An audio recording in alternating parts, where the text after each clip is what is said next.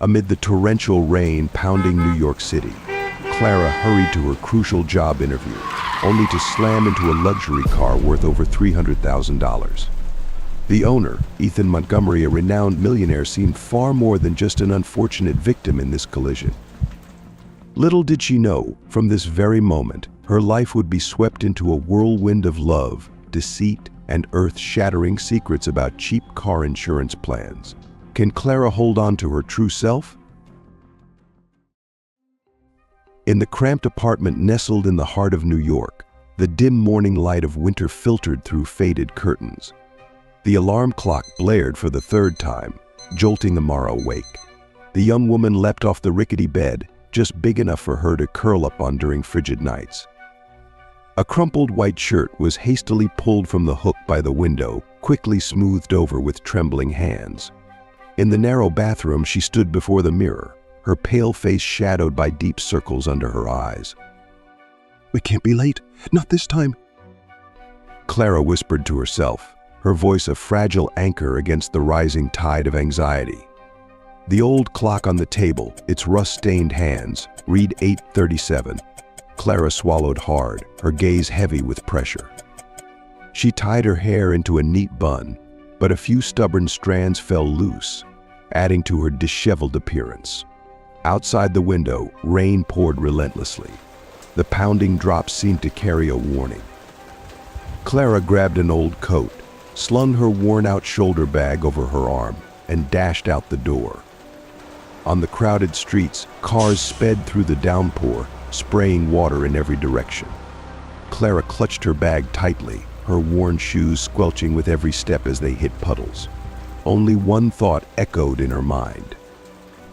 "This is my last chance. Don't blow it." Under the gray sky, Clara's small figure moved with determined urgency, a person racing against time and her own fate. At the same moment, the pale morning light glinted off the gleaming glass of a towering office building. The revolving doors spun slowly, and Ethan stepped out, clad in a perfectly tailored black suit. A navy blue tie paired effortlessly with his expensive wristwatch, exuding the polished image of a man in control. The sharp clicks of his leather shoes against granite echoed with steady confidence. Ethan paused on the steps, his eyes darting briefly to his phone, which displayed a packed schedule. A faint smirk played on his lips, as if he held the reins of the day firmly in his grasp. Then, as his hand reached into his breast pocket, everything seemed to halt. Ethan pulled out a small, slightly scuffed picture frame. Inside was an image of a younger man himself standing beside a beautiful woman and a little girl with a radiant smile. Ethan's eyes clouded with a fleeting sorrow. He stared at the photo, as if trying to hold on to the moment a little longer, before tucking it back into his pocket. A sleek black Bentley pulled up to the curb. The driver stepped out, bowed slightly, and opened the door with practiced deference. Ethan nodded faintly and slid into the back seat, leaving behind a chill as the door shut firmly. Inside the hushed interior of the car, the engine purred softly, signaling the start of another busy day. Ethan gazed out the window, his expression distant. Yet, when he finally spoke, his voice was steady and commanding. "Take me to the insurance firm." The car glided through the bustling streets, a symbol of power that carried with it secrets only Ethan knew. The torrential rain poured endlessly, draping the streets of New York in a shimmering, distorted veil under the pale glow of traffic lights. Clara gripped the steering wheel tightly, her eyes wide and strained as she peered through the fogged windshield. The wipers worked furiously, yet they barely carved out slivers of visibility. Water sprayed up from the cars ahead, further obscuring her already limited view and amplifying her growing unease. Car horns blared incessantly from every direction, chaotic and jarring, like an unrelenting cacophony. Mixed with the pounding rain drumming on the car's roof, the noise overwhelmed Clara's senses. She swallowed hard, her knuckles white against the wheel as she maneuvered her old car through the congested intersection, hemmed in by impatient drivers. "Stay calm, Clara. Just get through this, and it'll be fine." she whispered to herself, but even her own voice did little to soothe the dread gnawing at her. Suddenly, the front tires lost traction, skidding over the slick pavement. No, no. Clara cried, her breath quick and panicked. She slammed the brakes, but control had already slipped away. Her car spun sideways like a paper boat caught in a current, helpless against the water's pull. The tires screamed, slicing through the heavy morning air. The deafening crunch of metal meeting metal echoed sharply, cold and unforgiving. Clara's car slammed into the rear of a sleek black Bentley stopped at the red light. The force of the collision crumpled the front of her car, spiderwebbing the windshield with jagged cracks. A thin plume of smoke rose from the damaged engine, dissolving into the damp, rain-soaked air. Clara sat frozen in the driver's seat.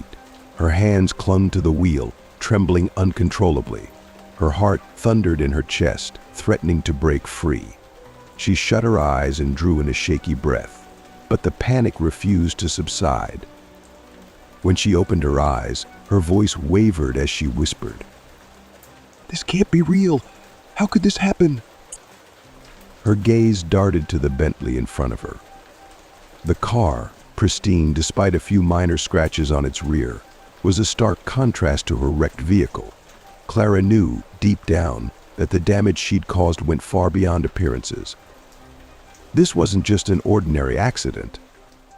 The blaring horns from surrounding drivers grew more insistent, more irritated. A few rolled down their windows, shouting over the rain. Hey, what the hell are you doing? Frantically, Clara fumbled for her bag, her shaking hands searching for her phone to call for help or her insurance company. Her fingers, unsteady with panic, refused to cooperate. The door of the Bentley opened, and Ethan stepped out. His black suit remained impeccably tailored despite the rain beginning to soak into his broad shoulders. He straightened, his cold gaze sweeping over the crumpled car, before locking onto Clara's pale, stricken face through her cracked windshield. Get out of the car. His voice was low, precise, and sharp as a blade, freezing Clara in place. She swallowed hard, her trembling hands still gripping the steering wheel. Slowly, she lowered the window, the rain splattering against the edge of the glass. I didn't mean to... Clara stammered, her voice trembling with fear and desperation. Ethan crossed his arms, standing unflinching in the downpour, an unmovable force against the storm. Do you think I want an apology right now? He said, his tone cutting through the rain like ice. Step out of the car, now. Clara sank into the passenger seat of Ethan's car, her hands still trembling as she clutched her handbag. Ethan sat upright, his posture rigid, his cold, razor-sharp gaze fixed on Clara through the rearview mirror. The rain outside drummed steadily against the roof, but inside, the air was heavy and suffocating. Do you have insurance? Ethan's voice broke the silence, not loud, but piercing enough to make Clara flinch. She looked up at him, flustered, before lowering her gaze and fumbling through her bag. I do, but it's only the basic coverage. Clara stammered, avoiding his eyes. Ethan's brow furrowed, irritation flickering across his face. Basic, as in the bare minimum, or are you saying you can't even afford the monthly payments? Clara bit her lip, a lump forming in her throat. I'm sorry. I didn't think something like this would happen. She muttered, her wide eyes brimming with fear, like a child caught doing something wrong. Ethan folded his arms and leaned back against the seat, his gaze never leaving her. Do you have any idea how much my car is worth? And you think your basic coverage will come anywhere close to covering the damages? Clara dropped her head, her voice barely audible. I'll figure something out. I could pay in installments. Or what? Ethan cut her off, his tone as icy as the storm outside.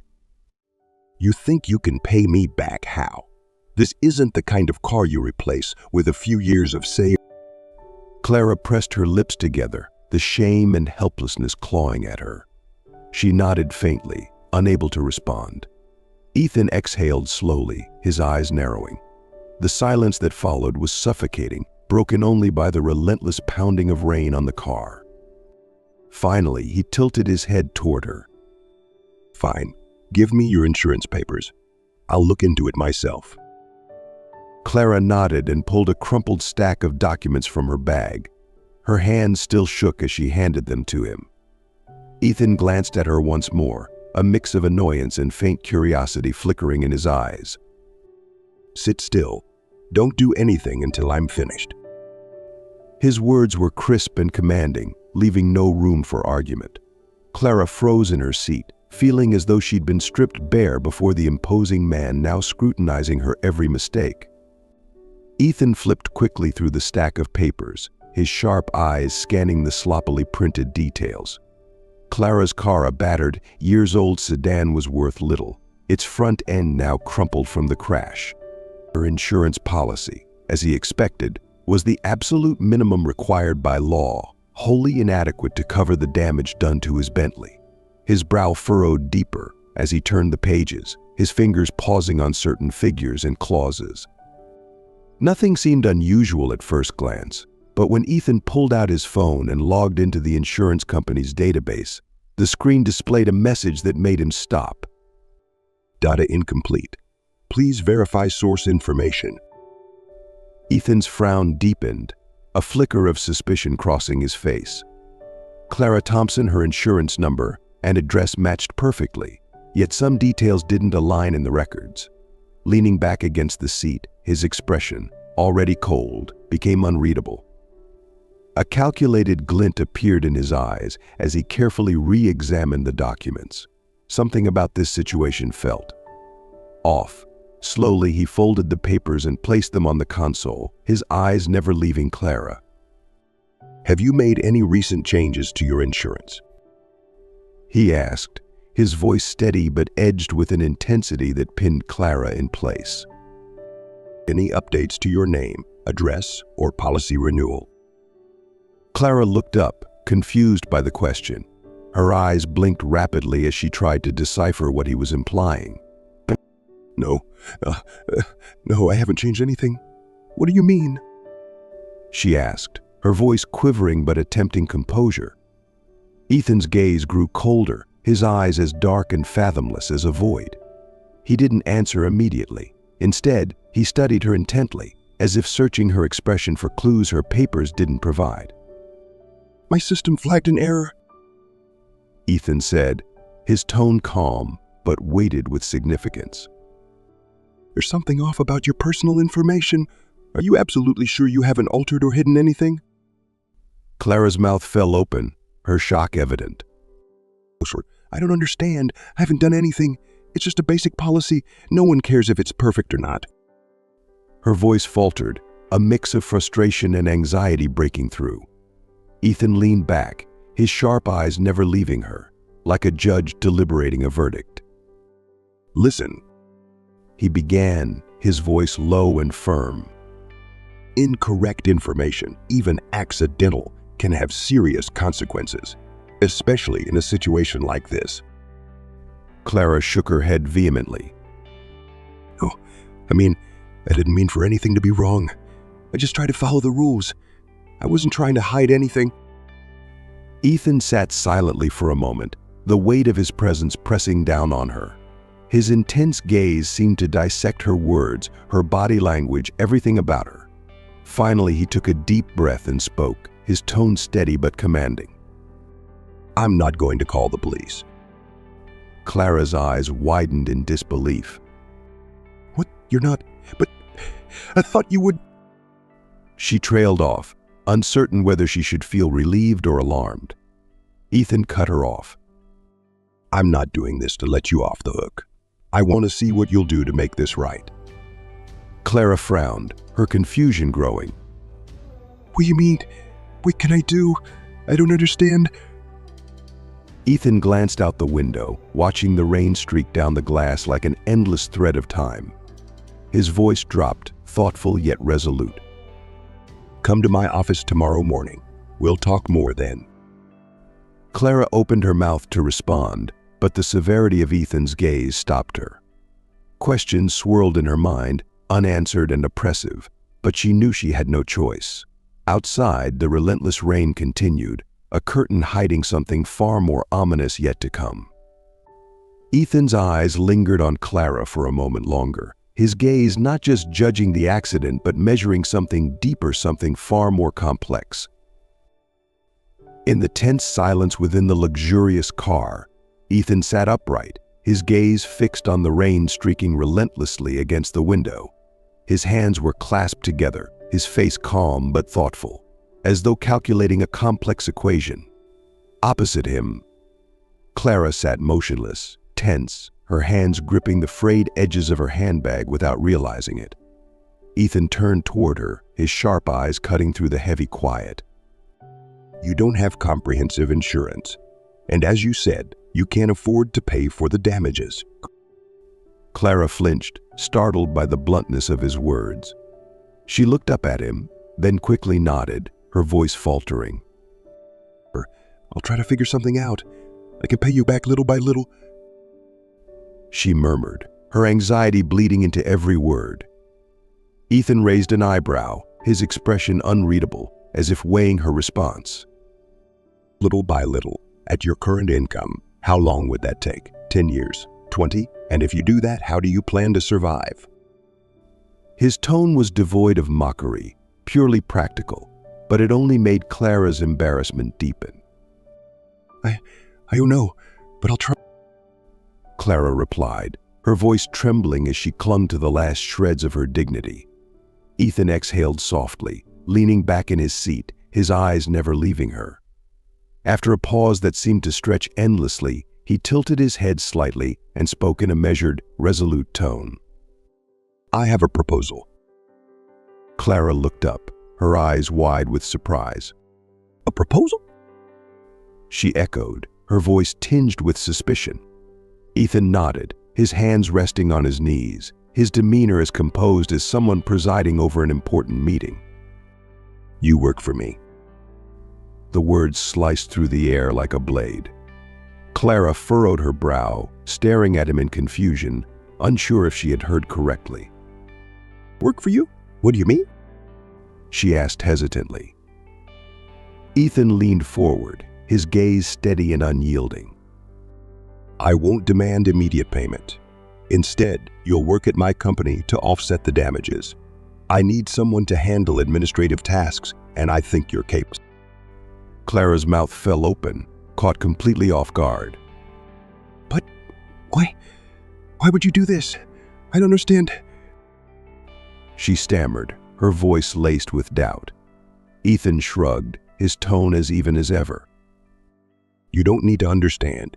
This is the only way you can resolve this without drowning in debt for the rest of your life. I'm giving you an opportunity, but I don't think I can. Clara hesitated, her voice fading as her uncertainty grew. Ethan interrupted her, his words cold and cutting. You're free to refuse, but if you do, I can't guarantee what happens next. The law will get involved, and I doubt the outcome will be pleasant. Clara swallowed hard, her gaze wavering between distrust and despair. A part of her wanted to reject him outright, to escape from this enigmatic, intimidating man. But the harsh reality of her situation left her no choice but to reconsider. She bowed her head, silent for several moments. Finally, she looked up, her eyes filled with unease but resigned to the inevitable. Fine, I agree. She said quietly, her voice barely audible, as though she didn't fully believe her own words. Ethan nodded, a faint, inscrutable smile flickering across his otherwise impassive face. He said nothing more, simply studying Clara for a long moment, as though calculating something far greater than the immediate problem before them. Outside, the rain continued to pour relentlessly, its unyielding rhythm a backdrop to the moment's weight. Clara leaned back into her seat, a sinking feeling settling in her chest. It felt as if she had just stepped through a door that could never be closed again, onto a path she never imagined she'd have to walk. The sky remained overcast as Clara stepped out of Ethan's car, the heavy weight in her chest refusing to lift. In the days that followed, she found herself thrust into a whirlwind of unfamiliarity, every day feeling like walking a tightrope, fragile and nerve-wracking. Then, one evening, Ethan's invitation arrived, a lavish company gala, where she would have to step into his world, a world dazzling with lights, but brimming with pressure she had never imagined. She knew, from this moment forward, her life would never be the same. The New York night shimmered with the glow of towering skyscrapers, yet Clara couldn't shake the unease creeping into her as she stepped out of the taxi. Before her loomed an opulent five-star hotel, the venue for the grand event Ethan had invited her to attend. Taking a deep breath, Clara adjusted the simple black dress she'd borrowed from Riley, then pushed open the massive glass doors. Inside, Ethan's world unfolded like a painting from another universe. The radiant light of crystal chandeliers illuminated the entire ballroom, tables adorned with exquisite arrangements and flutes of champagne gleaming in the glow. The guests were draped in opulence, impeccably tailored suits and custom-designed evening gowns flowed through the room. Laughter, the clink of glasses, and the hum of strategic conversations filled the air.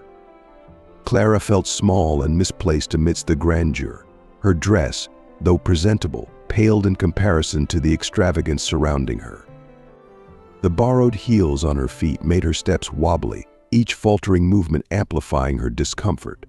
She moved past groups of guests engaged in animated conversations, their words floating in the air like gilded daggers, contracts, reinsurance, risk strategies.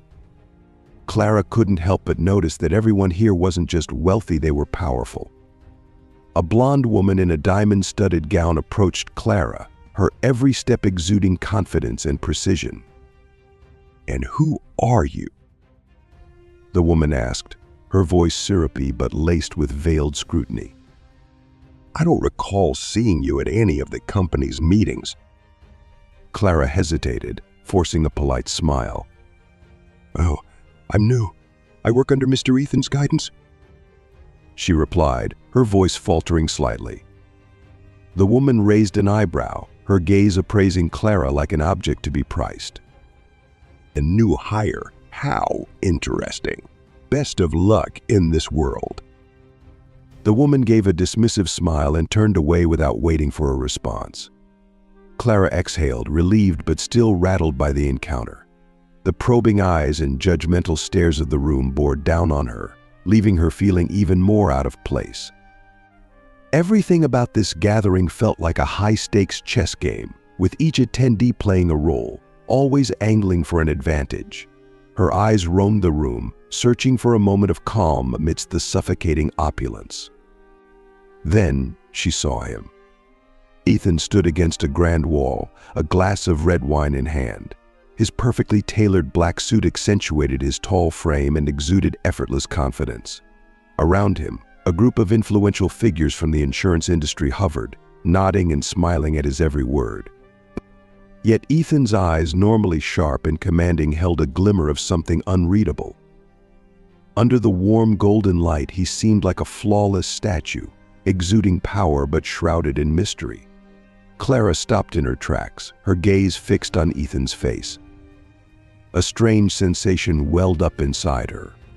She realized that in this glittering world, Ethan wasn't just the center of attention, he was a man carrying secrets she had barely begun to understand. The days passed, and Clara gradually adapted to her work, though the unease simmering inside her never truly subsided. The documents, emails, and contracts she was assigned grew increasingly complex, and small inconsistencies began to surface. One late afternoon, while searching for information to complete a report, Clara stumbled upon an internal folder that seemed to have been overlooked. It was there she discovered a series of documents that left her frozen in her seat. The late afternoon in Ethan's office was eerily quiet, so silent that Clara could hear every tick of the wall clock. Most of the staff had left for the day, leaving only the cold, white glow of overhead lights and the lonely sound of her keyboard clicks. The noise, rhythmic and steady, did nothing to dispel the emptiness suffocating the room. Clara kept her head down, engrossed in combing through a thick stack of documents to finish the report she'd been assigned. Her eyes darted to the computer screen, where a peculiar internal folder appeared. Unlike others, it wasn't password protected, as though inviting someone to explore. She hesitated, her fingers hovering over the mouse, uncertain. But curiosity gnawed at her, refusing to be ignored. Finally, she clicked. The folder opened to reveal a collection of files, their names brief and cryptic, offering little insight. Her gaze stopped on one file name, and her heart quickened. Price adjustments and regional profit allocation? Price adjustments? She murmured, her hand trembling slightly as she opened the file. The screen filled with dense tables and graphs. Numbers encoded with strange symbols made her blink repeatedly before she began to piece together their meaning. Short, concise lines of text appeared before her, but the more she read, the harder the pulse in her temples pounded.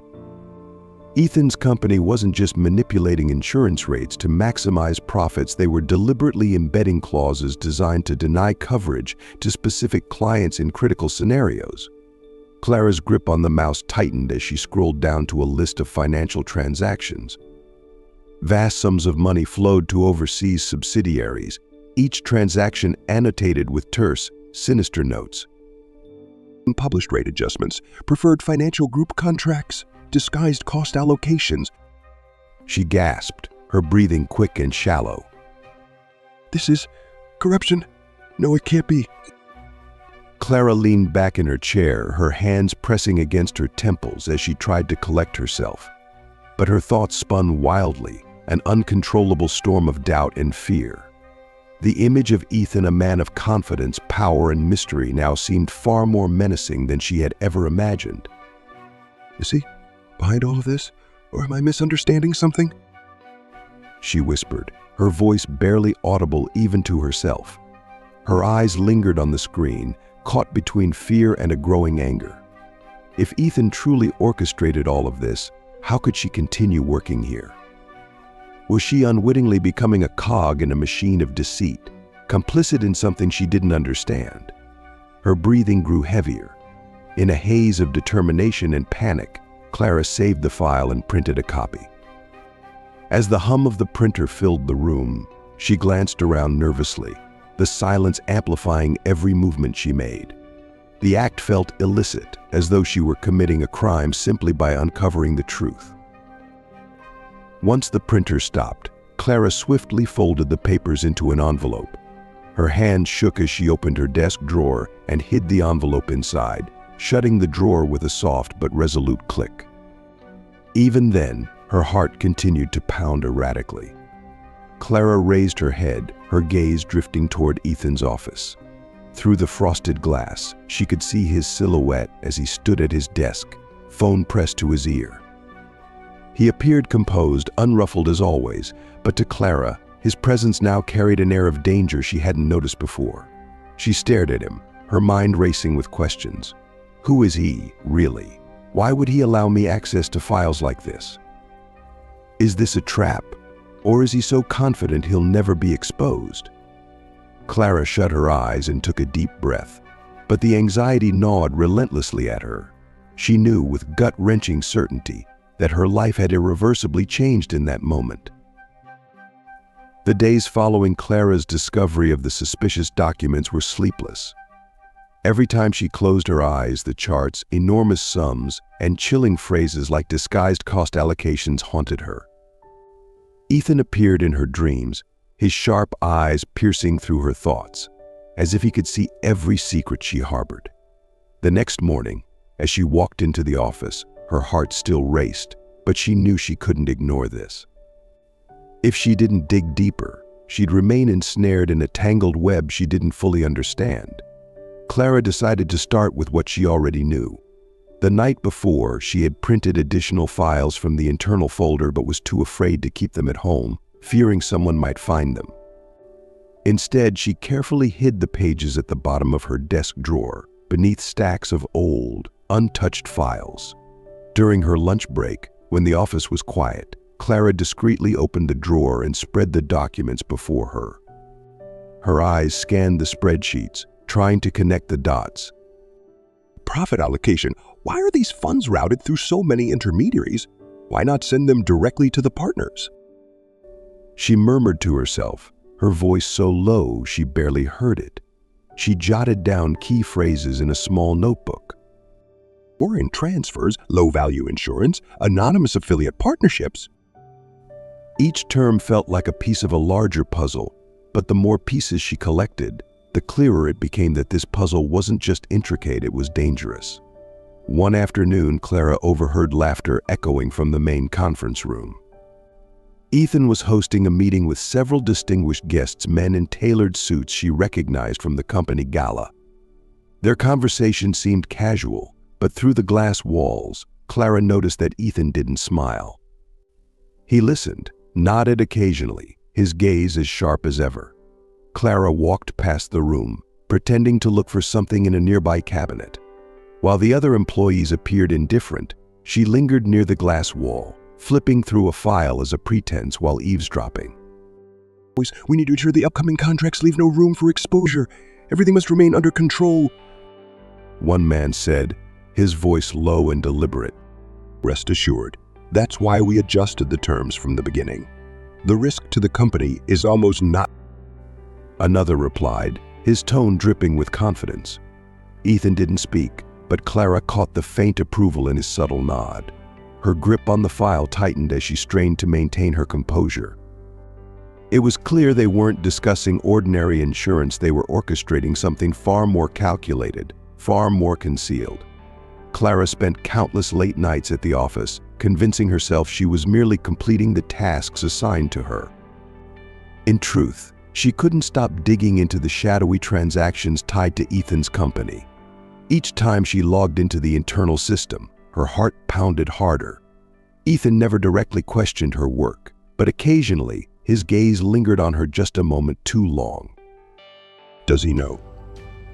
Clara wondered, her hands trembling as she typed her password.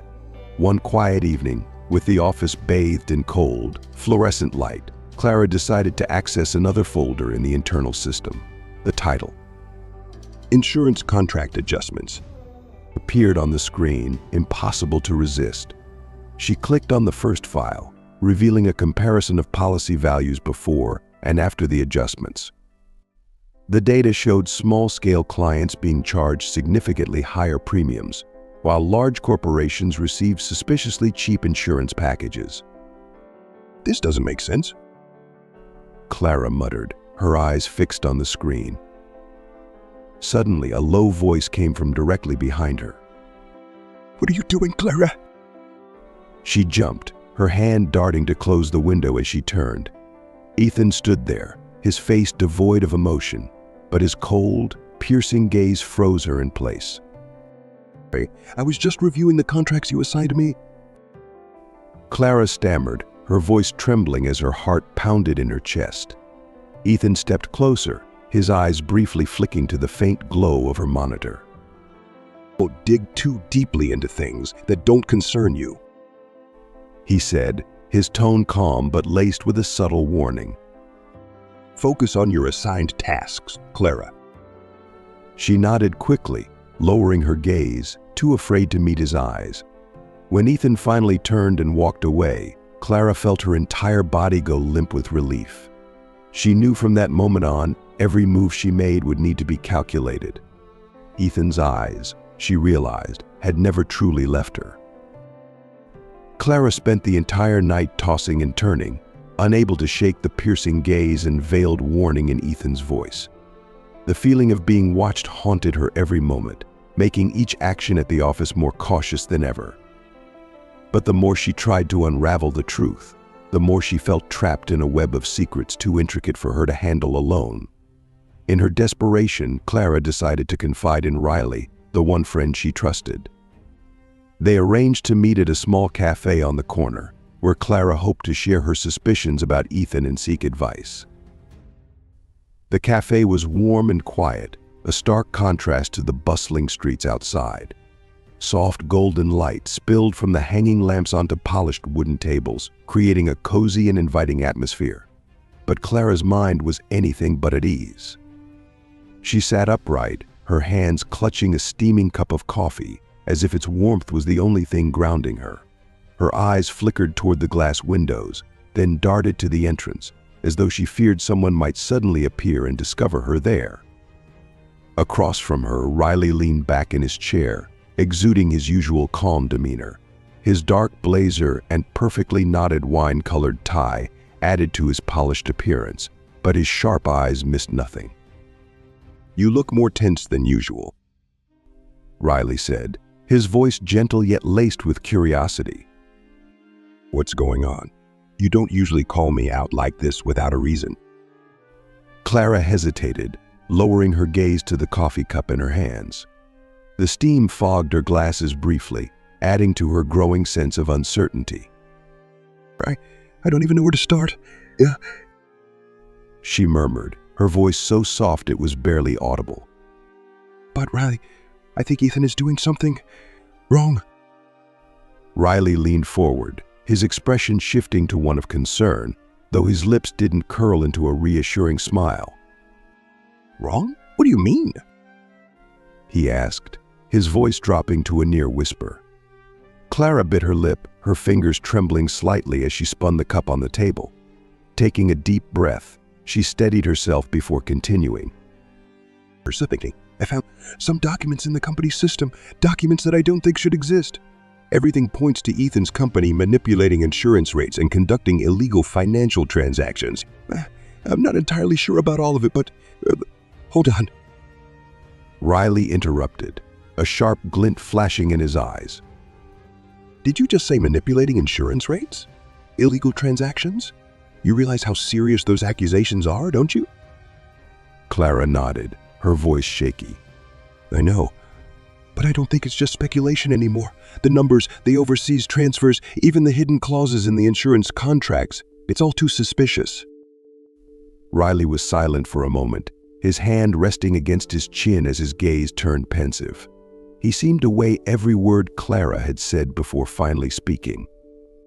"Do you have concrete evidence yet, or is this just what you've pieced together from the documents?" Clara shook her head slightly, her eyes falling to the table. "No, nothing definitive, but what I've seen, it's enough to keep me awake at night. I don't know what to do, and I'm not even sure if Ethan knows I found anything." Riley nodded slowly, as though carefully considering his next words. "Have you told anyone about this, Ethan, maybe? Or at least someone else in the company?" Clara shook her head almost immediately, her eyes widening with visible fear. "No, I can't. Ethan has this way of making you feel like he knows everything. I'm too scared to confront him. And as for the others, I don't know who I can trust." Riley offered a faint smile, a gesture meant to comfort her, though it barely touched his calculating eyes. "You're not the only one who would feel scared facing something this big, Clara. But if what you're saying is true, you can't ignore it. Maybe we need to gather more information or even report this to someone outside the company." Clara looked up, doubt clouding her eyes. "Report it? But without enough proof, I'll just become Ethan's target. He has enough power to silence me permanently." Riley tilted his head, his voice lowering as he spoke with quiet conviction. "I'm not saying you should take any action right now, but at least keep digging. Be careful and make sure you have enough to back yourself up. That way, we can figure out how to handle this without putting you in danger." Clara studied Riley, her expression a mix of hesitation and gratitude. "Do you really think I should keep going? I'm not sure, but maybe you're right. I can't just run from this forever." Riley smiled again, this time with more warmth, though a glint of calculation flickered in his gaze, something Clara didn't notice.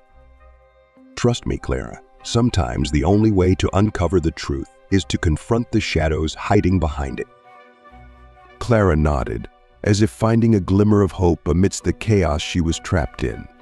But as she looked down at her coffee, Riley leaned back in his chair, his eyes narrowing with subtle intent. For a fleeting moment, the concern he had shown earlier faded, replaced by an expression colder, more calculating. As Clara continued sharing her findings, Riley occasionally nodded, interjecting with sharp, precise questions like a friend offering guidance. But in truth, each question was a subtle probe, drawing Clara further into a web she couldn't yet see, a web Riley was quietly weaving. In that warm, unassuming cafe, Clara remained unaware that she had just stepped into a far larger conspiracy, one that Riley himself was carefully orchestrating from the shadows. The evening cast a subdued glow over Riley's office, the soft light of her desk lamp spilling across the polished surface of the table. The other workstations were deserted, leaving only the faint whistle of wind against the glass windows and the dim reflection of scattered lights on the varnished wood. Riley sat motionless, her hands clasped tightly as her sharp gaze remained fixed on the computer screen, which displayed the list of transactions Clara had inadvertently revealed from Ethan's company. Each number and annotation flashed like a ghost of memories Riley had tried to bury. Her expression remained cold, but her tightly pressed lips betrayed the simmering emotions beneath bitterness, anger, and a relentless resolve. She exhaled deeply, leaning back in her chair, her eyes closing for a brief moment to regain composure. But instead of peace, her mind conjured images of a past she couldn't escape, days when her family had once been among the most prominent investors in New York. Without hesitation, Riley reached for the desk drawer and carefully pulled out an old, faded photograph. The edges were worn, but the image within remained vivid, a family of four standing together, their smiles radiant with unshaken optimism. Her father, a proud and accomplished businessman, stood in the center, his broad shoulders and confident expression embodying success. Her mother, graceful in a pale blue dress, stood by his side. Riley herself was just a young girl then, while her younger brother played with a small ball in his hands, grinning brightly. The scene was so perfect it made her chest tighten every time she looked at it. But now it was only a memory. Riley's fingers brushed gently against the glass of the frame, her voice barely a whisper, as if speaking to the ghosts of the people in the photo. We had everything, didn't we? A perfect family, a bright future, and then it all came crashing down. Her eyes glistened with pain as the memories surged. Her family's company, a legacy her father had devoted his entire life to building, collapsed within months. It began with the withdrawal of a major investment partner, triggering a cascade of financial ruin that spiraled out of control. The man behind that decision was none other than Ethan. Riley's grip on the photo frame tightened, the anguish in her chest swelling like an unrelenting tide. Ethan, then a young but ruthlessly ambitious entrepreneur, had exploited his business ties with her family to secure lucrative contracts. When they were no longer useful, he had coldly severed the relationship, leaving her family drowning in debt and despair. She remembered her father's eyes in his final days, hollow, broken, devoid of dignity, hope, and the will to live. Those same eyes haunted Riley, fueling a hatred that refused to fade. She clenched the photo tighter, her own eyes brimming with unshed tears. You think you can walk away from everything unscathed? She whispered bitterly. You think I've forgotten? Riley placed the photo back on her desk with trembling hands, carefully wiping away the specks of dust on the glass.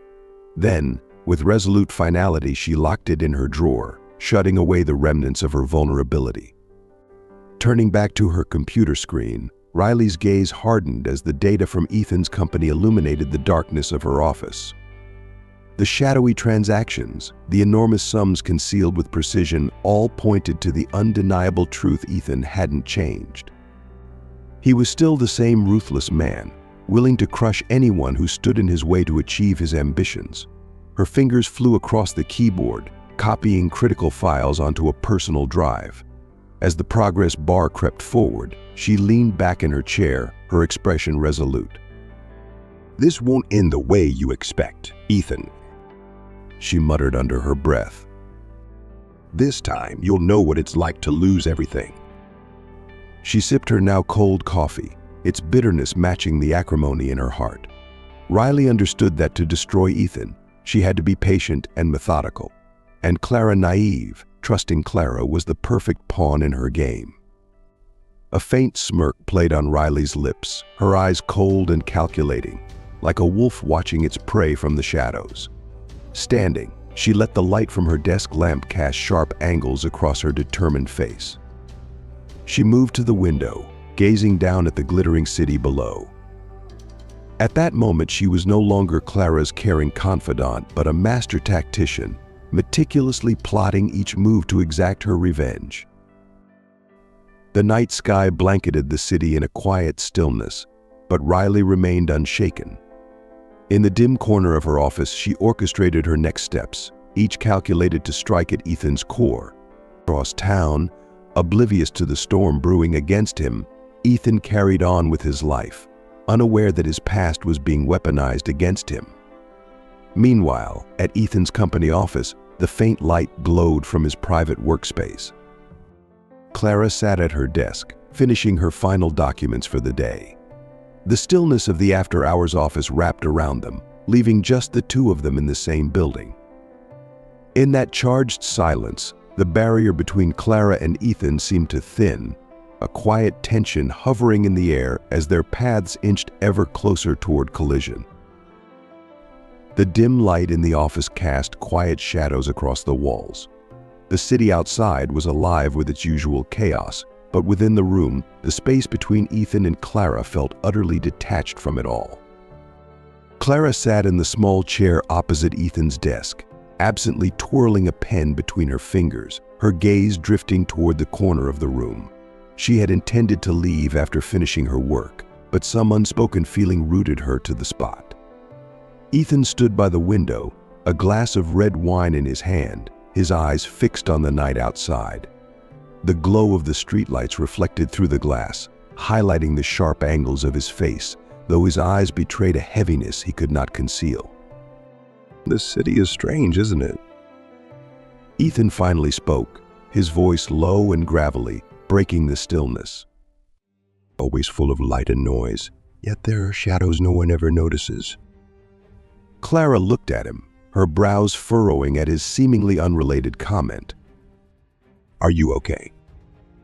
She asked softly, her voice filled with concern.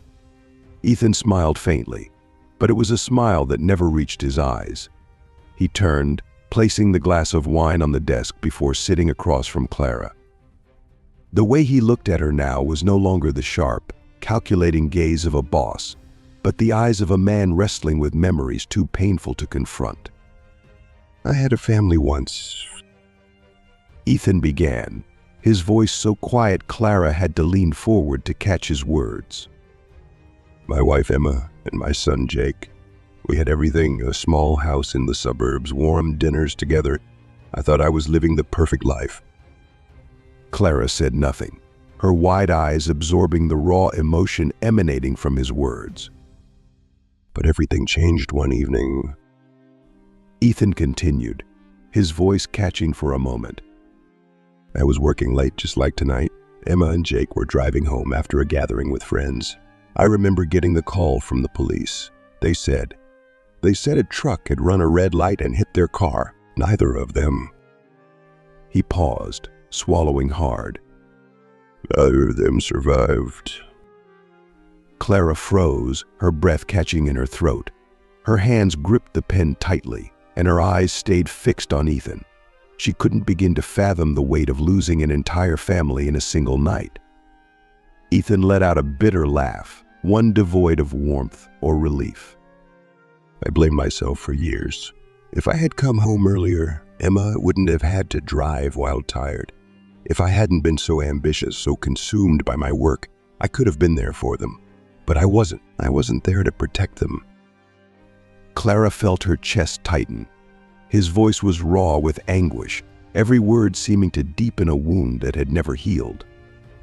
They'd rain from that moment on. I told myself I had to be stronger. Ethan said, his tone now laced with quiet determination. I had to build something so large, so powerful, that I would never feel powerless again. But Clara, the guilt, it never leaves. It just sits there, waiting to consume you when the lights go out. He stopped, his gaze fixed on the desk as though he were looking straight through it. Clara didn't know what to say. The silence that followed wasn't oppressive. but heavy with shared pain, a silence where words of comfort might only deepen the ache. "I'm so sorry, Ethan." Clara finally managed, her voice trembling. "No one should ever have to go through that. But you can't keep blaming yourself. You can't change the past, but you've done everything you could to keep moving forward." Ethan looked up at her, his eyes meeting hers. For the first time, Clara saw not the sharp, commanding presence she had come to fear, but a man burdened by loss, weariness, and a vulnerability he rarely showed. Clara felt a conflicting wave of emotion sweep over her. Ethan, the man she had doubted and feared, now appeared so human, so broken. Yet this new understanding only deepened her confusion. How could a man with so many scars on his heart be entangled in the dark dealing she was uncovering? She inhaled deeply, trying to mask the storm of emotions within her, but she couldn't stop the gentle softness in her gaze as she looked at him. "Thank you for listening," Ethan said quietly, a faint, almost imperceptible smile gracing his lips. "Not everyone has the patience to endure such a painful story. Sometimes talking about it is a step toward healing." Clara replied, her voice soft but sincere. Ethan nodded, his eyes losing some of their edge as if the weight of his memories had lightened, even if just a little. In that moment, the space between them seemed to dissolve, leaving only two people sharing pain and understanding in the quiet of the late night. That night, as Clara left the office, Ethan's words echoed in her mind. She couldn't shake the image of him, sitting silently with the weight of his pain etched deeply in his eyes.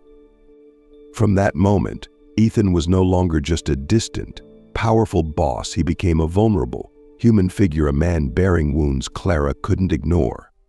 In the days that followed, every discussion or project with Ethan seemed to narrow the space between them.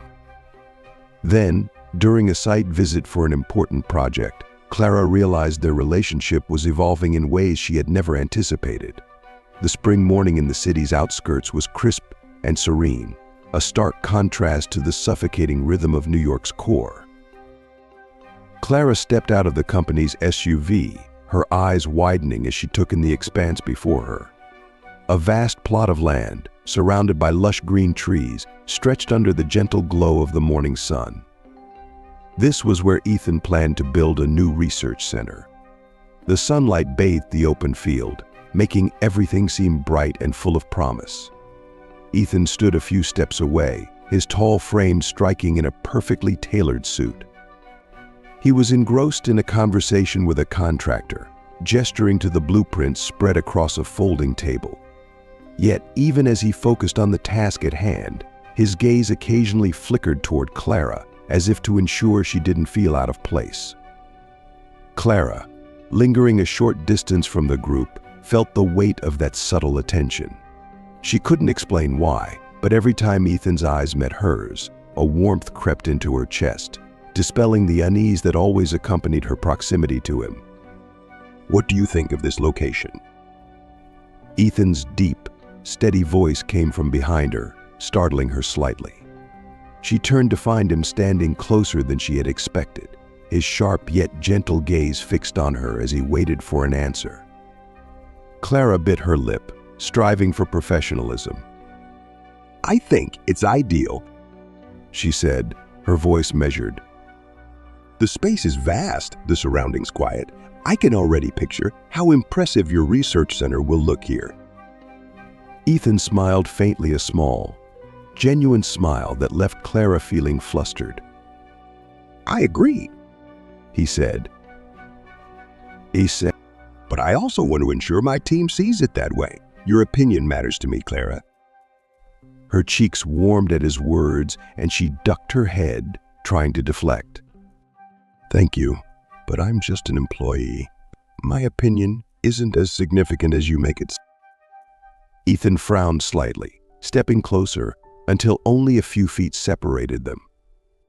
"Don't underestimate yourself," he said, his voice soft but firm. "I see more in you than you realize, Clara." His eyes softened as he looked at her, and for a fleeting moment, Clara forgot they were standing in the middle of a site survey. The air around them thickened, and the sounds of the bustling team faded into the background. Only Ethan's gaze remained, deep and sincere, holding her captive.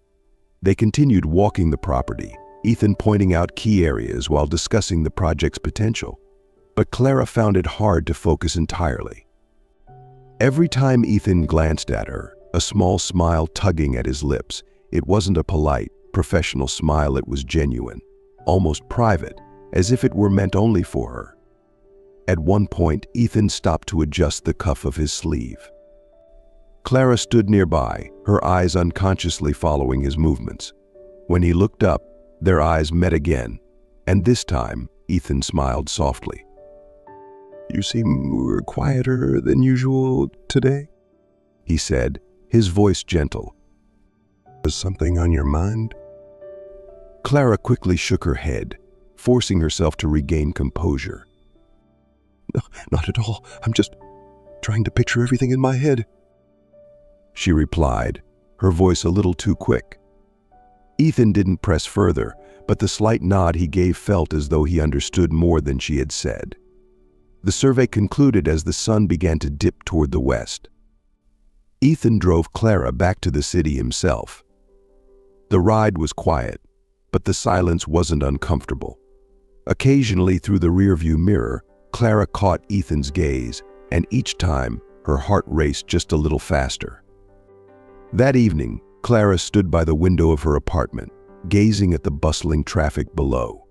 Darkness had fallen, but in her mind, Ethan's image lingered, the depth of his eyes, the subtle smiles, and the way he made her feel seen and valued.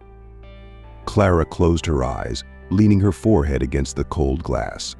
A strange, unfamiliar turmoil stirred within her. Ethan was no longer just the commanding figure she had once feared. He had become something far more complex. And Clara wasn't sure she could stop her heart from responding to the feelings that were slowly, undeniably growing. In the stillness of her apartment, Clara realized that something between them had shifted irrevocably, even if she wasn't ready to admit it yet. The conflicted emotions from the site visit lingered with Clara in the days that followed. Every time she entered the office, she couldn't stop herself from glancing at Ethan, recalling his gaze and the faint smile that had stayed with her. Yet the warmth those memories brought was quickly overshadowed by anxiety as she remembered the damning documents she had uncovered. One morning, while Ethan was occupied in a long meeting, Clara sat alone at her desk. She opened the drawer and pulled out the files that had haunted her for weeks. Caught in a whirlwind of emotions, she knew she couldn't continue ignoring the truth. Ethan wasn't just a charismatic man, he was at the center of a web of manipulation and deceit. The afternoon in the office felt unusually still. The clatter of keyboards from her nearby colleagues grew sporadic as people began packing up for the day. The white fluorescent lights cast a sterile glow over the space, broken only by the steady ticking of the wall clock. Clara sat motionless at her desk, her eyes fixed on the open file before her. The papers were filled with data and impersonal figures, but to her, they had transformed into living proof, screaming out truths she didn't want to believe. Each line of text cut into Clara's conscience like a blade adjusting insurance premiums to increase profits, embedding hidden clauses to minimize payouts, and the massive sums funneled to offshore subsidiaries. These weren't just business tactics, they were blatant acts of exploitation, targeting unsuspecting clients. Clara bit her lip, her hand unconsciously crumpling the edge of one page. Every time she thought of Ethan, the image of him sharing the story of his family's loss would surface, the depth of his pain, the sincerity in his voice. How could a man so deeply scarred by tragedy be capable of such heartless actions? She whispered aloud, as if searching for an answer. "Does he really know about this? Or is it something others in the company are doing behind his back?" Clara wanted to believe Ethan was unaware, to think he wasn't involved, but the numbers on the pages refused to give her that comfort. Not only were the actions sanctioned by the company, but internal emails bore his name short, direct, and unmistakably complicit. Leaning back in her chair, Clara pressed her hands to her temples. On one side was the image of Ethan, The man who had captivated her with his honesty and vulnerability on the other, the harsh reality of the corruption she had uncovered. What am I supposed to do now? She wondered. If she confronted Ethan, would he admit the truth? Or would he lash out, punishing her for digging into matters she wasn't meant to see? Yet if she stayed silent, could she continue working for a company where her trust had been irreparably shattered? Silence would be easier, Clara muttered, but her heart rebelled against the thought. but I can't look the other way when I've seen the truth. Cases of clients she'd encountered during her time at the company flickered through her mind. She thought of an elderly woman who had called, her voice trembling with worry as she asked about a claims clause after her son's accident. Clara had reassured her that the company would help, but now she wasn't so sure. Were those hidden clauses the reason the woman might never receive the support she needed? Clara clenched her fists, guilt coursing through her like a toxin.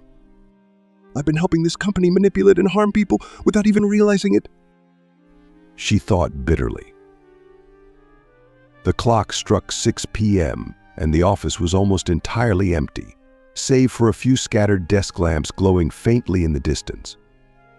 Clara took a deep breath, trying to shake off the chaos of her thoughts. I have to do something, but how can I confront Ethan without making everything worse? She bent down and carefully organized the documents into a neat stack. Then, with trembling hands, she slid them into her bag. Her movements were slow, deliberate, as if the weight of her decision pressed on every action. As she stood, Clara's gaze drifted toward Ethan's office. The lights had been off for hours, but his presence still seemed to linger in the room, as though it were an extension of him. Every step she took toward the door felt heavier, burdened by worry and guilt. Before exiting, Clara turned back for one last look. The office was silent, but inside her, a storm raged. She knew that whatever choice she made, whether to confront Ethan or remain silent, would change everything. As she stepped into the night, the cool air met her with a strange clarity. Though her expression was tinged with unease, her eyes carried a flicker of resolve, a fragile light amidst the turmoil threatening to consume her. Clara's footsteps faded as she left the office, but the turmoil within her refused to settle. What she didn't know was that behind her, the darkness was quietly closing in on the space she had just vacated. In the stillness of the office, Riley emerged from the shadows, her sharp eyes fixed on Clara's desk.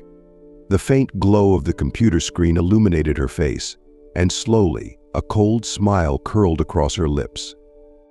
Without hesitation, she sat down, her fingers flying across the keyboard as she composed an email, attaching the very documents Clara had unknowingly exposed. The recipient, an anonymous address linked to the police. The office after hours was cloaked in darkness, interrupted only by the faint glow of a few hallway lights reflecting off the glass walls. The silence was heavy, broken occasionally by the distant howl of the wind outside. Riley sat alone at her desk, the pale blue light of her computer casting cold shadows across her sharp features. On the desk lay a familiar stack of documents, the very same ones Clara had hastily gathered and hidden. Riley picked them up, flipping through the pages with deliberate slowness, her piercing gaze absorbing every word, every damning figure. What an unexpected gift, Clara, Riley murmured, her voice edged with icy amusement as a smirk tugged at her lips. Leaning closer to the screen, her fingers moved deftly over the keyboard. An email window popped open, addressed to a carefully prepared anonymous police account. Attached were all the incriminating files Clara had uncovered, evidence of the insurance company's price manipulation and illegal transactions. She straightened in her chair, her eyes scanning the concise, razor-sharp summary she had written. The attached documents provide evidence that Montgomery Insurance has engaged in price manipulation and illegal financial transactions, resulting in significant harm to its clients. The sender requests anonymity. Riley meticulously double-checked everything, ensuring no trace could lead back to her. Her skilled hands wiped away all data trails, leaving no evidence of her involvement. As she finished, Riley paused, her eyes fixed on the pale green send button glowing on the screen. In that fleeting moment, a torrent of thoughts rushed through her mind: Ethan, Clara, and the secrets both were desperately trying to conceal. Yet to Riley, this wasn't just about exposing the truth, it was a calculated move in a game she controlled. Clara thinks she can walk away from this? Riley whispered, her voice low and sharp like a blade. She can't. No one in this game gets to stay clean. Her smile deepened, shedding any pretense of the warmth or kindness she once feigned. It was a smile of pure control, of someone pulling the strings with precision. Riley clicked send, and the quiet, decisive chime of the email being dispatched echoed softly in the room. She didn't move, her eyes glued to the screen as the words "email sent successfully" appeared, clear and final. Slowly, she leaned back in her chair, one arm draped over the edge, her gaze unwavering, as if solidifying the reality of her actions. In the dimly lit room, Riley sat in silence for a few moments, her lips moving almost imperceptibly, as if speaking to herself. Now it's only a matter of time, Ethan, Clara. Soon you'll both understand what it feels like to lose control. Rising from her chair, Riley adjusted her coat and strode toward the door, leaving behind the faint glow of the computer screen and a silence heavy with foreboding. She knew that from this moment on, everything had been set into motion, an unstoppable cascade that would consume them all. That night, the city remained bathed in the muted glow of towering skyscrapers, but the storm Riley had ignited began to spread beneath its surface. In the hours that followed, her anonymous email wormed its way through the police system, raising suspicions and prompting a secret investigation. The next morning, the tranquil atmosphere at Montgomery Insurance turned taut when Ethan received an urgent call from his lawyer. The grave voice on the other end informed him that the company was under investigation and Clara, the person closest to him, was suspected of being the internal informant. Morning sunlight filtered through the blinds of Ethan's office, casting sharp streaks of light onto the dark wood of his desk. But no warmth accompanied it.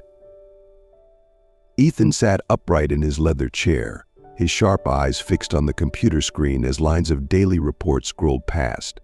The sudden ring of his phone shattered the silence. He answered, his voice steady and composed as always.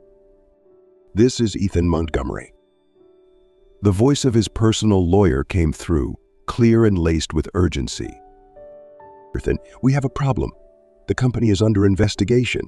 The police received a series of documents exposing internal transactions and allegations of price manipulation.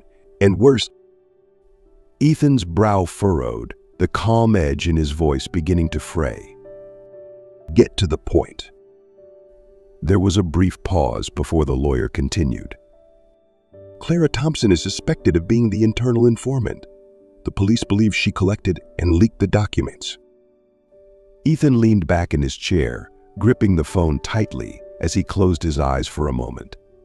Clara? The woman who had been by his side on key projects? The one who had, for the first time in years, made him feel understood, heard. The idea of her betraying him sent a surge of anger coursing through his chest. "I'll handle it myself," he said curtly, ending the call without waiting for a response.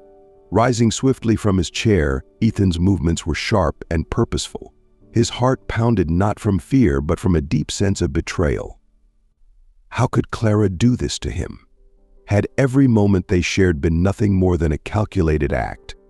Ethan strode to the meeting room, where Clara was seated at the table, reviewing a stack of documents. He paused at the door, his jaw tight, before pushing it open with a decisive click. The sudden sound made Clara look up, startled. Seeing Ethan in the doorway, she froze. His face, chiseled like stone, was cold and unyielding. His eyes sharp as blades, and the tension in his clenched jaw told her everything before he even spoke. "Ethan, what's wrong?" Clara asked, her voice tinged with genuine confusion. Ethan didn't answer immediately. Instead, he approached her with deliberate steps, standing tall and imposing before her. He didn't sit as he usually did. He remained standing, fists clenched, as though holding back a storm. His piercing gaze bore into her, stripping away any pretense of innocence. "Clara," he began, his voice low and deliberate. "I received a call from my lawyer this morning. My company is under investigation." Clara's brows knitted together, unease bubbling to the surface, though she tried to remain composed. "An investigation? For what?" Ethan leaned closer, his tone sharp as a blade. "And you, Clara, are being accused of leaking internal documents." The accusation hit Clara like a thunderclap. Her eyes widened in shock, and the pen in her hand clattered to the table. "What? Ethan, I don't understand what you're saying. I didn't do anything." She protested, her voice rising in alarm. But her denial only stoked Ethan's fury. He leaned over the table, his hands planted firmly on the surface, bringing his face closer to hers. The intensity in his eyes pinned her in place, as if daring her to lie. "Really?" Ethan said, his voice cutting through the air like a knife. "You did nothing. Then explain this to me, Clara. How did the documents I saw in your hands end up in the possession of the police? How is it that, at this very moment, my company is being accused of financial manipulation?" Clara shook her head vehemently, her trembling hands gripping the edge of the table. Her voice wavered, close to breaking. "Ethan, I swear, I didn't send anything to anyone. Those documents, I kept them because I suspected something wasn't right. I just wanted to understand the truth." Ethan straightened, a bitter, humorless smile pulling at his lips. But there was no warmth in it, only disdain and pain. "The truth?" he repeated, his voice laced with cold sarcasm. "So tell me, Clara, whose truth were you searching for? The police's or your own?" I didn't report anything to the police, Ethan." Clara's voice cracked, her eyes glistening with tears as she pleaded. "Someone must have framed me. I don't know who did this, but it wasn't me."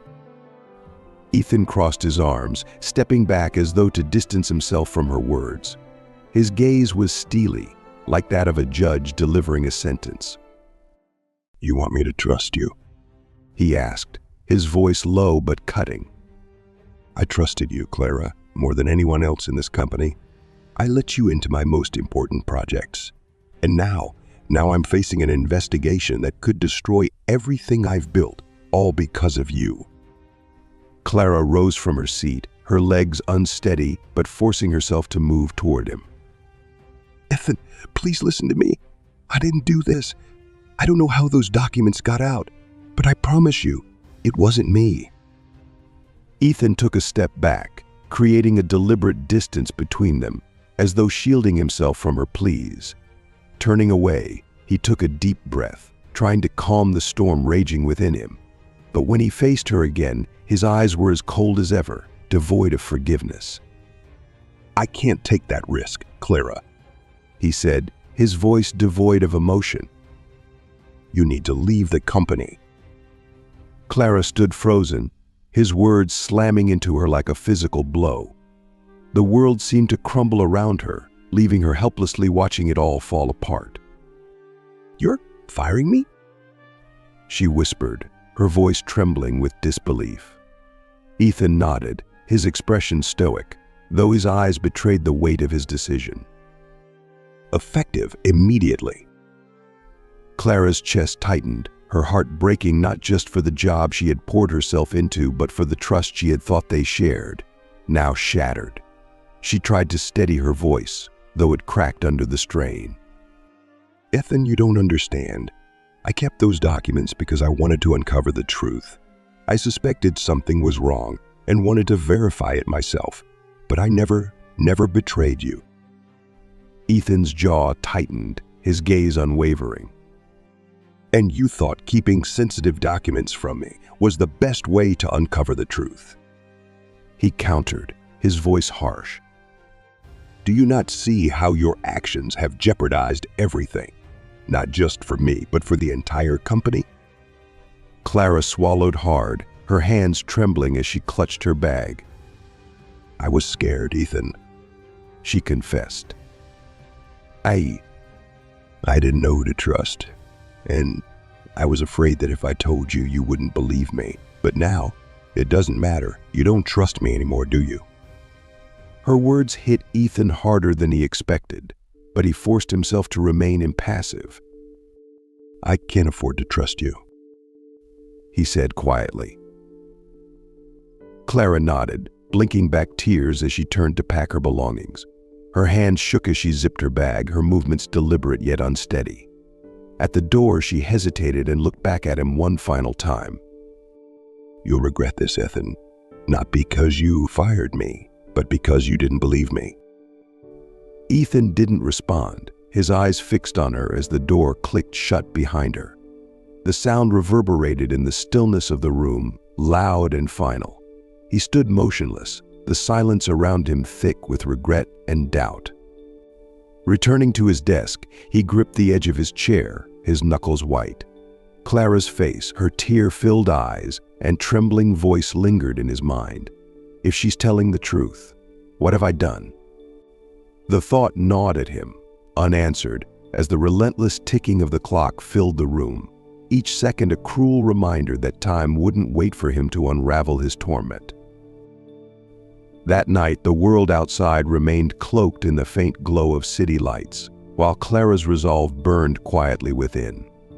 As she sat in her dimly lit apartment, the ticking of the wall clock echoed in the stillness, mixing with the faint tapping of her fingers on the keyboard. The faint glow of her computer screen illuminated her face, highlighting the tension in her eyes. Tonight, she wouldn't wait any longer.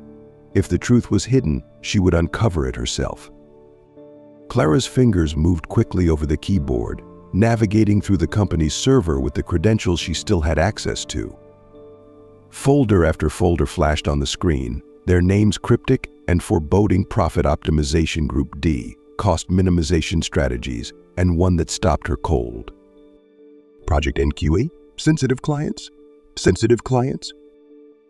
Clara murmured, her brows furrowing as she clicked on the folder. Inside, a flood of files appeared. Charts, spreadsheets, detailed notes, each document more damning than the last. Her eyes scanned the first file, its title in bold red. "Payment capabilities." A chill ran down her spine as she opened it. The data detailed specific groups of low-income clients, accompanied by meticulously crafted strategies. "Profit optimization for Group D, die." Clara read aloud, her voice trembling. "Prioritize elimination of clients without reinvestment potential. Restrict payouts for clients unable to maintain policy renewals." She stopped, her grip on the mouse tightening. The further she read, the harder it became to breathe. "Aggressively promote low-value packages through online platforms." Clara repeated the note under her breath, as if to confirm she wasn't imagining it. The cold, calculated language on the screen cut through her like a knife. "They knew these policies wouldn't help anyone," she whispered, her voice breaking as her thoughts turned to the people who had trusted and bought into these schemes. At the bottom of the file, a detailed list of targeted clients appeared. As she scrolled through the names, one stopped her cold: Linda Thompson. No, this can't be," Clara whispered, her hand shaking as she clicked on the client's profile. Her mother's name appeared on the screen, along with her personal details: phone number, address, and her recent searches for affordable insurance policies. Clara's eyes filled with tears as she read further. The file detailed her mother's inquiries about coverage and her phone calls to the company's representatives. But it was the note beside her profile that shattered Clara. "Prioritize marketing low-value plans. Predicted denial of payouts in the event of..." Clara released the mouse, sinking back into her chair. Her breathing quickened, and tears streamed freely down her cheeks. How could they do this?" She choked out, her voice breaking. Images of her mother flooded her mind, the woman who had worked tirelessly her entire life, raising Clara with unyielding love and strength. Now, she was nothing more than a statistic in the company's ruthless profit-driven machine. Clara wiped her tears with her sleeve, but the storm inside her didn't subside. Every emotion, disappointment, rage, and heartache swirled into a hurricane of determination. She stood abruptly, opening more files.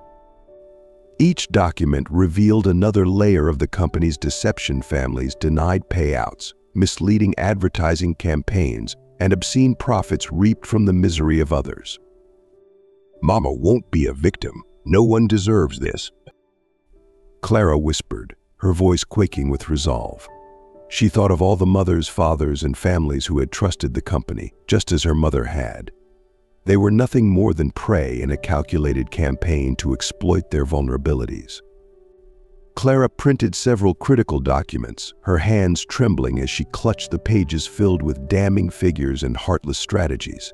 She gripped them tightly, feeling the edges bite into her skin as if the pain could ground her fury. I wanted to believe Ethan didn't know, she muttered, her voice shaking with bitterness. But how could he not? He has to answer for this. She stared at the computer screen one last time, taking a deep breath before shutting it down. In the faint glow of the room, Clara stood tall, her gaze steady and resolute. If Ethan's behind this, I'll expose him. This ends here. Clara slid the documents into her bag, her steps deliberate as she left the darkened room. Her heart weighed heavily, but this time, the pain had transformed into purpose. Her footsteps carried her forward, and with every step she knew she would change everything. The night outside seemed deeper as Clara stepped out of the building, clutching the documents she knew would change everything. The weight in her chest didn't lessen, but her eyes gleamed with resolve. She was ready to fight, no matter what lay ahead. What Clara didn't expect was to become the next target. Only hours later, on her way home, she was stopped by a group of police officers. Before she could comprehend what was happening, she found herself in a cold, sterile interrogation room. There, accusations and an ultimatum awaited her, forcing her into the hardest decision of her life. The interrogation room was cold and suffocating. Bare gray walls, a metal table cold to the touch, and a harsh neon light overhead made everything feel even more oppressive. Clara sat upright in the metal chair, her hands resting on her lap, clenched so tightly her fingers were pale. Across from her sat two officers. One was older, with a stern, unreadable face. The other was younger, his sharp eyes locked onto Clara with an intensity that made her feel like a cornered animal. The air between them was heavy, the silence electric, as if a single word could ignite the room. The older officer, seemingly in charge, finally broke the silence with a slow, deliberate tone. Miss Thompson, we've reviewed the data and uncovered evidence tied to Montgomery Insurance. Your name appears in several internal documents provided to us anonymously. Do you have anything to say about that? Clara raised her gaze, her eyes flickering between anxiety and a desperate attempt to stay calm. I don't know why my name is there, she said, her voice steady but laced with unease. But I didn't do anything wrong. I didn't send any documents to the police. I'm being set up. The younger officer leaned forward, resting his elbows on the table, his gaze sharp enough to cut. You say you're being set up, he said, his voice low and pointed. But the evidence suggests otherwise. We know you accessed the company's internal servers and downloaded files related to their fraudulent campaigns. We also know you printed them out and kept them in your bag. How do you explain that? Clara felt herself pressing into the back of her chair, her breath catching. She couldn't deny it, that was exactly what she'd done. But it didn't mean she was the one who leaked the files. I kept those documents to investigate, she said, her voice faltering under the weight of their scrutiny. I suspected something wasn't right, and I needed to find the truth, but I didn't share them with anyone. I didn't betray the company or Mr. Montgomery. The older officer drummed his fingers on the table, his steely gaze fixed on Clara. Miss Thompson, this isn't about what you say. It's about what we see. The leaked documents have triggered this investigation, and you're the only person with access to them during the critical time frame. Moreover, we found printed copies of the files in your possession. That's more than enough to charge you as a co-conspirator. Clara opened her mouth to protest, but the words caught in her throat. Each statement hit her like a blow, making it harder to think, harder to fight back. The younger officer's voice cut through the thick silence, cold and insistent. Do you understand the gravity of this situation, Clara? If you're charged, you'll face prison time. You'll lose everything, but we're not here to simply accuse you. We're offering you a way out. A way out? Clara echoed, her voice tinged with confusion. The older officer leaned forward slightly, his eyes narrowing as if trying to pierce through her defenses. We need your cooperation, he said. We want information on Ethan Montgomery. If you help us, we can consider reducing or even dropping the charges against you. If you don't... He paused, letting the weight of his words hang in the air before continuing. You'll be treated as an accomplice in this fraud scheme, and there will be no leniency. Clara felt as though the walls were closing in around her. She swallowed hard, her hands clutching the fabric of her jacket. You don't understand, she said, her voice trembling. I don't know anything about Ethan being involved. He's a good leader. I can't believe he'd be behind something like this. The younger officer let out a dry, skeptical laugh, his expression unreadable but clearly unimpressed.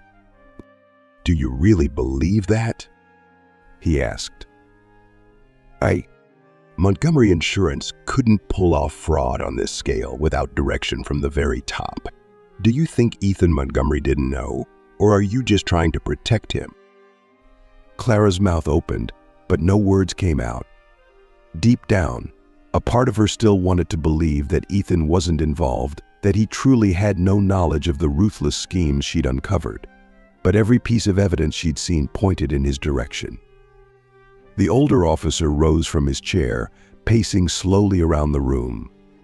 His deliberate footsteps echoed, each one amplifying the pressure in Clara's chest. We don't have time for excuses, Miss Thompson, he said, his tone final and unforgiving. This is your last chance. Either you cooperate with us and help expose Ethan Montgomery, or you'll face charges as a co-conspirator. We don't bluff. Clara bowed her head, feeling as if the ground beneath her had crumbled away. Every word they spoke rang like an alarm, pushing her closer to an impossible decision. How could she betray Ethan, the man she had once admired and trusted? Even as everything seemed to be stacked against him, part of her still yearned to uncover the truth before passing judgment. On the wall, the clock ticked away, each second echoing like a countdown to her fate. Clara lifted her head, her eyes red but filled with turmoil. I need time, she whispered, her voice barely audible. The two officers exchanged a glance before the older one gave a curt nod. You have 24 hours, he said. After that, we need an answer. And remember, this is your only chance. Clara remained motionless as they left the room, the door closing behind them with a soft click that reverberated like a final warning. Her heart pounded in her chest, a storm of doubt and desperation consuming her every thought. She knew that whatever choice she made, it wouldn't just affect her, it could change Ethan's life forever. Clara's small apartment was cloaked in darkness, illuminated only by the dim light of a desk lamp where she sat. A thick stack of documents lay scattered across the table before her, pages filled with numbers, charts, and detached notes.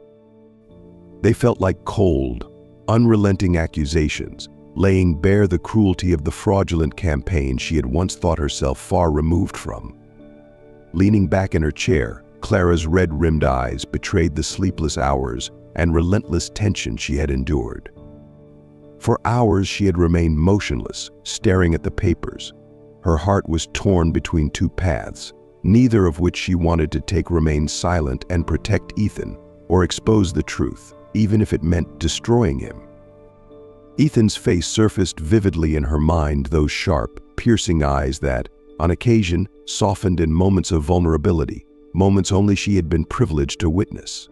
She remembered the times he had earned her trust, the times he had shared stories of his painful past and profound losses. He can't have done this. He can't be the one behind all this, Clara whispered, her voice raspy. But then she thought of the documents in her possession, the signatures, the approvals bearing Ethan's name. They left no room for denial. He hadn't just known about it, he had been directly involved. But he's changed. He could change, she reasoned, a desperate hope clinging to her words. If I confront him, if I tell him everything, could he stop? The question hung in the air, unanswered. Her gaze fell on a small photograph on the desk, a picture of her mother, Linda Thompson, smiling brightly in a flower-filled garden. Her mother had spent her life working tirelessly, sacrificing everything for Clara's future. And now she was one of the names on the list of those targeted by this cruel scheme. Clara remembered her last phone call with her mother. Clara, I just spoke with an insurance company. They have this affordable plan that fits right into my budget. Finally, I feel like I can breathe a little easier. Her mother's laughter echoed in Clara's memory, but now it tightened around her chest like a vise. Her mother, who had given so much, had no idea she was being deceived by a calculated ploy one Clara held the evidence of in her trembling hands. If I stay silent, what will happen to her? What will happen to all the others? Ethan, does he deserve for me to sacrifice my morals for him? Clara's thoughts raced, the internal conflict slicing her in two. She rose from her chair, pacing back and forth in the cramped apartment. Her thoughts clashed like storm waves against a shore, relentless and chaotic. She thought of Ethan's eyes, the way they softened when he spoke of his family's loss, his efforts to rebuild a life from the ashes of his grief. He's not a bad person. He's just lost. She wanted to believe. If she confronted him, if she gave him a chance, he might make it right. But then, the faces of countless others, the faces of those being exploited by the company, flashed in her mind. They wouldn't get second chances. If she didn't act, they would continue to suffer, abandoned and deceived. Could I live with myself if I stayed silent? Could I look my mother in the eye and tell her I did nothing to protect her? Clara stopped pacing, her hands clenched so tightly her knuckles turned white. Tears streamed down her face, but she made no move to wipe them away. Love can't justify what's wrong. If I truly care about Ethan, I have to confront him and give him the opportunity to make things right. Returning to her desk, Clara stared at the documents once more. The pages seemed heavier than before, but this time she didn't back away. Slowly, deliberately, she gathered them into a neat pile and slipped them into her bag. Her eyes fixed ahead, burning with a determined light. Yet within them lingered an undeniable sadness, for she knew this decision might irreparably change her relationship with Ethan. She stood, adjusted the strap of her bag on her shoulder, and took a deep breath before looking at her reflection in the mirror. The face staring back at her was that of a resilient woman, but her heart felt like it was breaking into pieces. I'll face you, Ethan. Not to destroy you, but to save you. And if you can't change, I'll do what's right, even if it means losing you forever. Clara stepped out of her apartment, leaving the darkness behind. Each step was heavy, but within her, a newfound strength had begun to rise. On the path leading to Ethan's office, Clara felt every heartbeat pounding relentlessly in her chest. Each step closer to him tore her further between love and duty. She knew this confrontation wouldn't be easy, but there was no turning back now. When she pushed open the glass door and stepped into the office, the bright lights in the vast space seemed almost blinding. Ethan was already there, standing tall and silent, as if he'd been expecting her. But what struck Clara most wasn't the sight of him, it was his eyes. They weren't filled with anger or confusion as she had anticipated. Instead, they held a calm, chilling composure. Before she could speak, Ethan broke the silence, his voice low and weighted. Clara, I know why you're here, and I think it's time you knew the truth. About Riley. The office door creaked softly as it opened, revealing the warm yellow glow of the lights within. Clara hesitated for a moment outside, her hand gripping the doorknob tightly, trying to calm the storm raging in her chest. She knew that once she crossed the threshold, everything would change. But whether it brought pain or clarity, she needed to face it. Taking a deep breath, Clara stepped inside. Ethan stood by the window, his silhouette outlined against the glittering city skyline beyond. He wore a crisp white shirt, the sleeves rolled up to reveal his forearms, but his gaze wasn't directed at the bustling streets as usual. Instead, it was waiting for her. Ethan turned as he heard Clara's footsteps. His piercing eyes met hers, and she froze, startled by the absence of fury or surprise. Instead, his gaze carried a quiet intensity, calm yet unyielding. Clara, he said softly, his voice deep and deliberate, carrying the weight of something unsaid. I knew you'd come. Clara stopped in her tracks, unable to hide her astonishment. You knew, sir? Knew I'd come? She asked, her voice faltering. Ethan, I had no choice. I've seen what this company is doing. I can't stay silent. Ethan took a measured step toward his desk, his eyes never leaving hers. Clara felt as though his gaze was cutting through every layer of defense she'd built. What exactly have you seen, Clara? He asked, his tone steady but layered with meaning. The simplicity of the question made Clara's breath catch. Swallowing hard, she summoned her courage. I found the documents. I know about the fraudulent campaign, how the company targets people who can't afford to fight back. And I know my mother is one of them. At the mention of her mother, Ethan's brow furrowed slightly, but he said nothing. Clara pressed on, her voice trembling with emotion. Ethan, if you know about this, if you're behind it, I can't stand with you. But if you don't, then you need to stop it. We have to do something to help the innocent people being hurt. Ethan remained silent for a long, agonizing moment. He straightened, his gaze fixed on her, then exhaled deeply. The room felt suffocating, the air thick with tension, as Clara stood captive to his unwavering stare. Clara, he finally said, his voice dropping lower, more solemn. I know what's going on. I've known for a long time. The admission hit Clara like a thunderclap, rooting her to the spot. You knew? She whispered, disbelief seeping into her voice. You knew about the fraud? About how the company is exploiting its customers? How long have you known? Ethan didn't answer immediately. Instead, he turned back to his desk, opened a drawer, and retrieved a thick folder. Walking toward her, he handed it over. I didn't just know, Ethan said, his gaze sharpening. I've been investigating it quietly, trying to dismantle this network from within. Everything I've found. Clara's hands trembled as she opened the folder. Inside were reports, notes, and copies of emails between company executives. Each page laid bare the sinister plans, shady dealings, and involvement of people she hadn't even suspected. But what shocked her most was seeing Riley's name appear repeatedly, marked as a key instigator. Riley, Clara murmured, her eyes locking onto a red-marked annotation under Riley's name. Ethan nodded, crossing his arms as he stood before her. Riley is behind most of this. She's used her position to manipulate decisions, implementing policies that target the most vulnerable. I know she sent the documents to the police, and I know she's framing you. Clara looked up at him, her expression a mixture of confusion and disbelief. But why? Why didn't you do anything? If you've known all along, why haven't you stopped her? Ethan met her gaze directly, his voice firm and unflinching.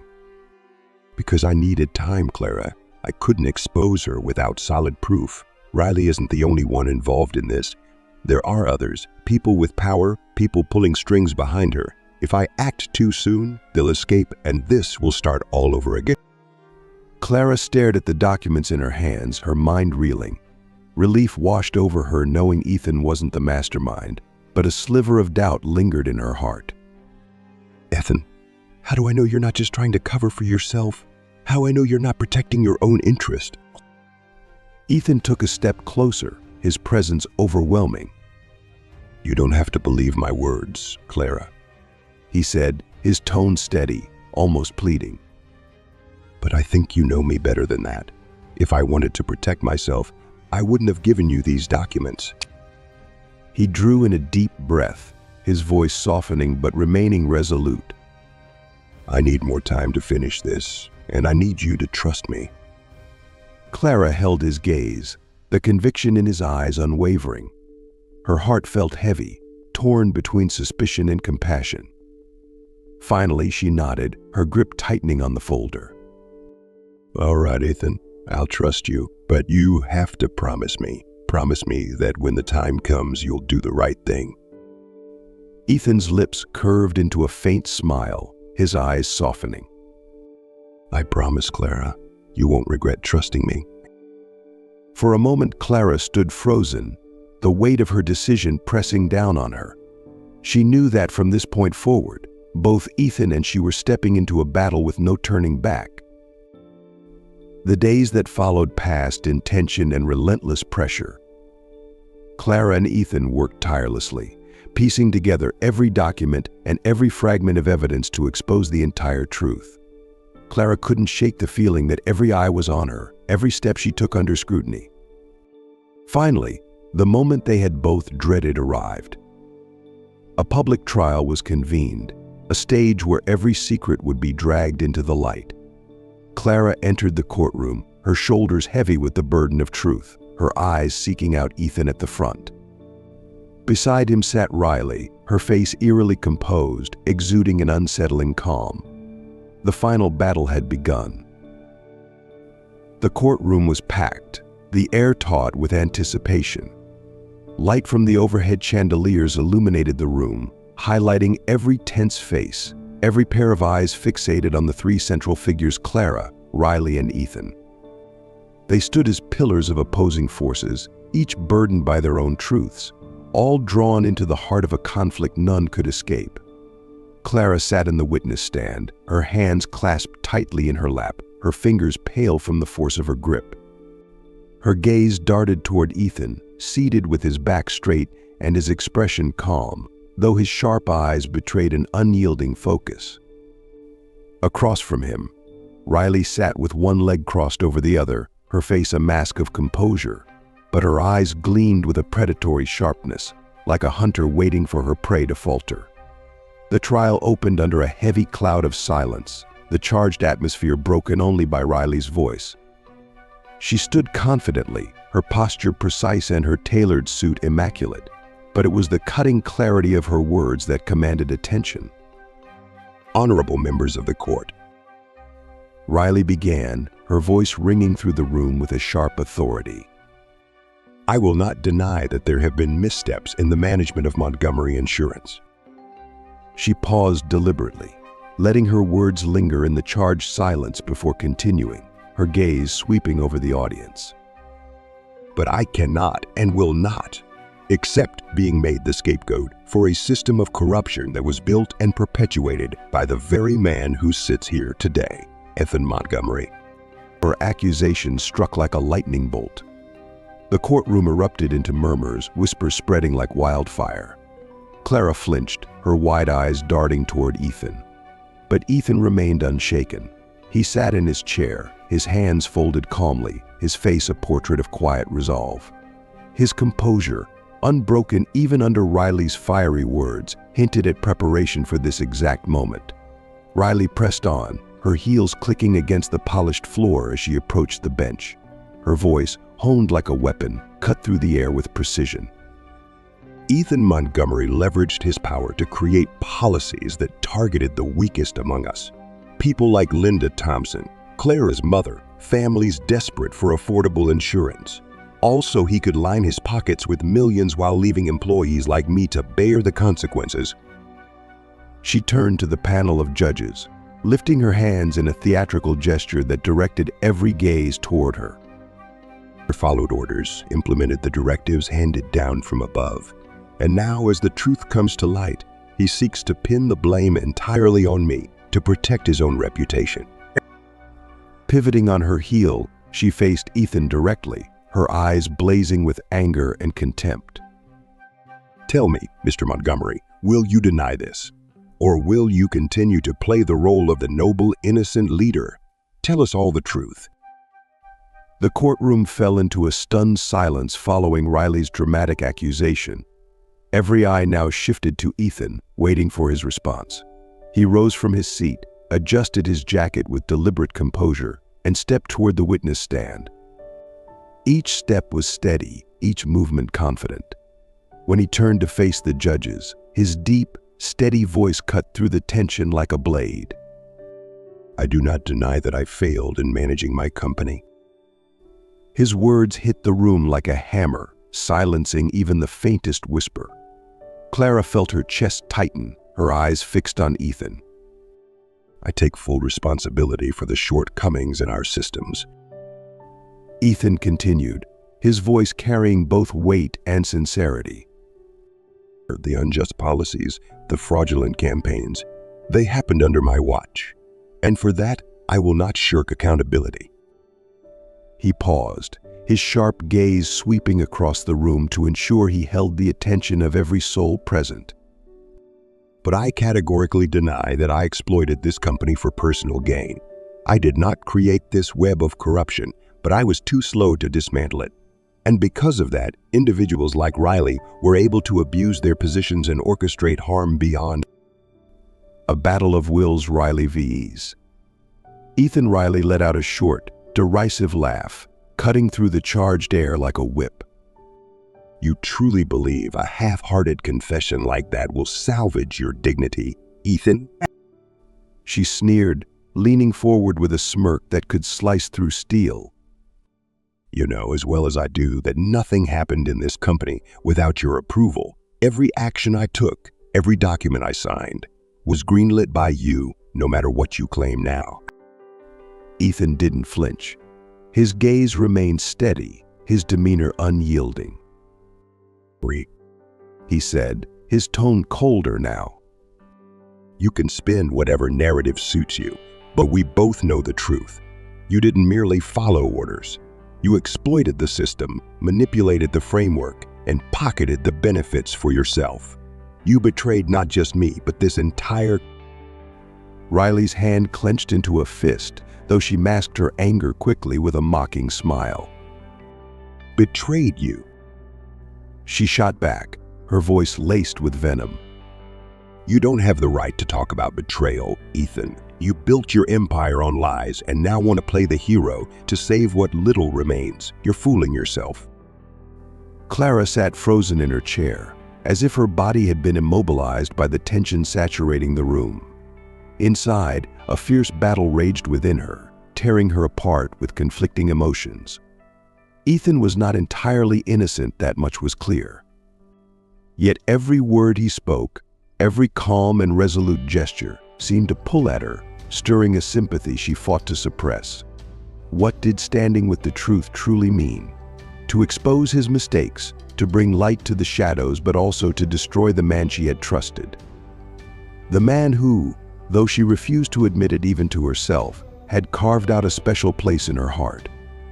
Clara took a deep breath, willing her trembling hands to still, but the weight on her shoulders felt like an immovable boulder. Across the courtroom, Riley showed no such hesitation.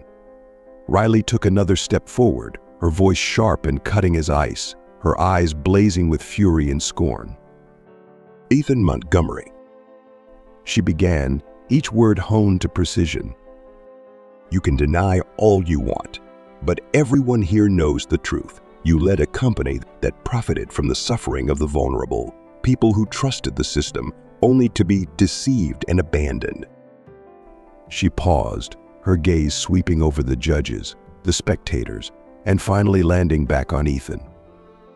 You can play the hero here, but I have enough evidence to prove you're no different from the criminals you claim to expose.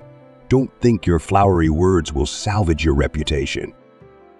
Her accusations struck the courtroom like a thunderclap, and the murmurs of the audience swelled in response. Clara's chest tightened. She glanced at Ethan, searching for any sign of emotion, anger, pain, anything, but he remained still, his composure as unshaken as the depths of a tranquil lake. Ethan didn't respond immediately. He stood silent, staring at Riley, seemingly impervious to her accusations. Instead, he let her words linger in the air, as if daring them to cut deeper. Finally, he moved deliberately toward the witness stand, resting his hands on the edge of the table. His voice, deep and steady, silenced the murmurs instantly. I am not here to defend myself. The room fell silent, every ear attuned to his words. Ethan's voice resonated, as if speaking to each person individually, Clara included. He continued, his tone unyielding, each syllable heavy with the weight of hard truths. I do not deny that I failed to manage my company.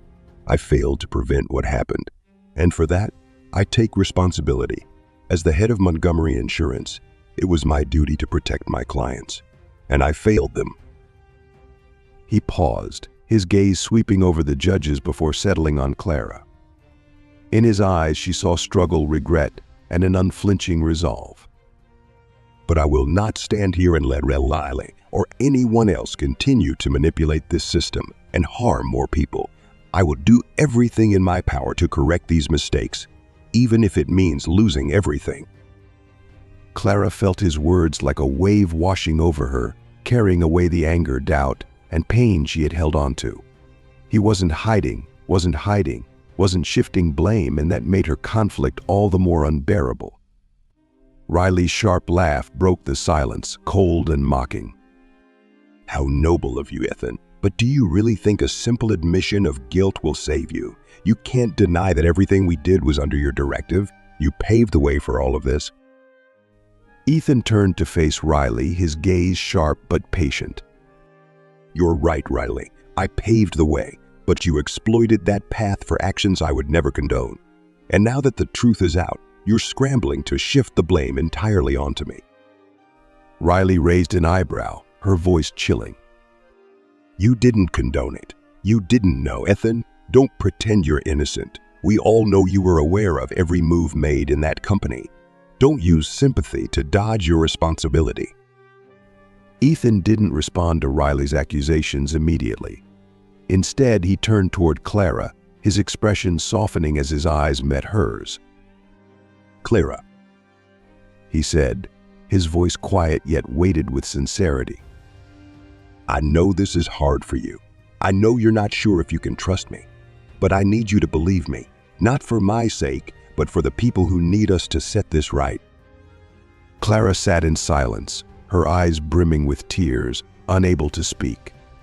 The pressure of the moment pressed down on her, and she understood Ethan wasn't just asking for her trust, he was placing the heaviest responsibility in her hands, the choice to stand with him or against him.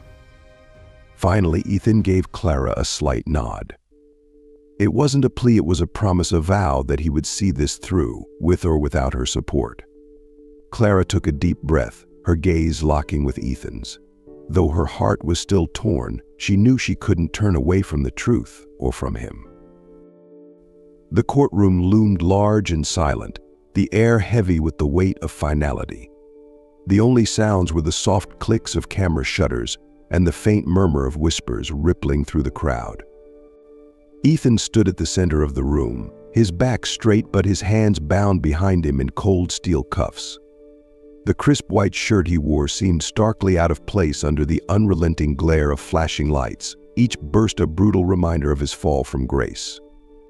Above him, the judge had just delivered the verdict, and the final words of the sentence echoed in the minds of everyone present. Ethan Montgomery is hereby found guilty of failing to oversee the management of his company, resulting in grave misconduct and irreparable harm to his client. The audience sat motionless, many with heads bowed, their expressions a mix of shock and regret. Ethan had once been a beacon of success, a young millionaire, the head of one of the largest insurance companies in the country. Now, he was merely a man in handcuffs, facing the ruin of his career, his reputation, and his freedom. Murmurs rippled through the room. I can't believe it. Montgomery was the epitome of success, but at least he owned up to his mistakes. Not everyone has the courage to do that. Do you think he really knew everything going on in his company?